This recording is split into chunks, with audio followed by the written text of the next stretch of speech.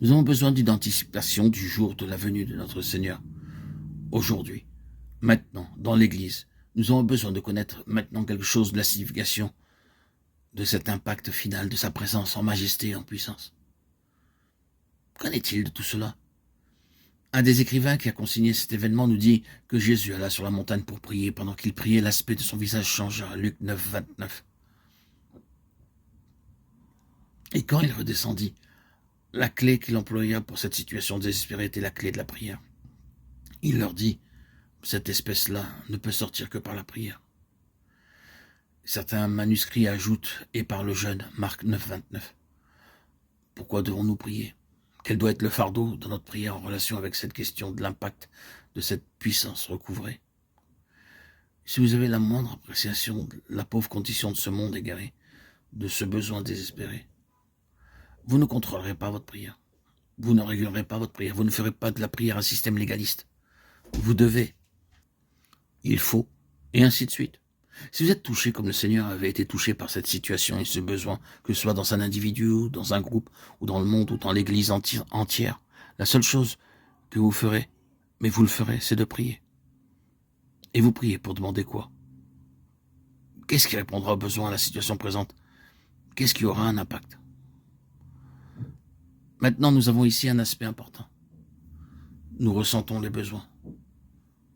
Nous sommes conscients des situations ici et là, dans celui-ci, dans celle-là, dans cet endroit-ci, dans cet autre-là. Et bien sûr, nous prions le Seigneur, lui demandant de faire quelque chose à ce sujet. Oui, nous faisons cela.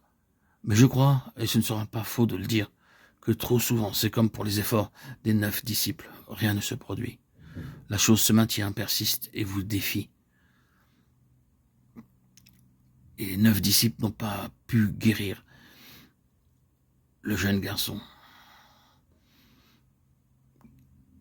Ce qui est nécessaire, c'est la prière qui introduise la majesté et la puissance de Jésus-Christ, qui procède de la puissante perception de sa gloire, de ce qu'il est, de ce qu'il a fait, de là où il est maintenant et de ce qu'il y fait. C'est ce que nous avons besoin de recouvrer. Nous aurions beaucoup à dire à ce propos, mais reconnaissons-le, ce qui est primordial, c'est ce secret qui consiste à pouvoir introduire la majesté du Seigneur dans une situation, remettant tout pouvoir entre ses mains. C'est décisif, dynamique, c'est quelque chose qui est suivi d'effet. La chose se réalise.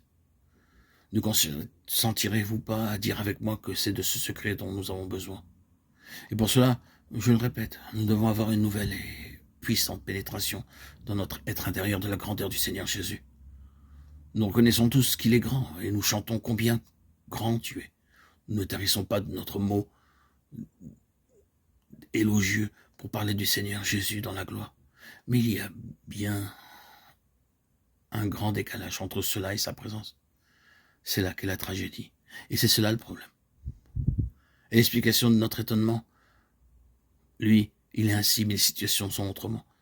Et ces deux choses ne sont pas reliées.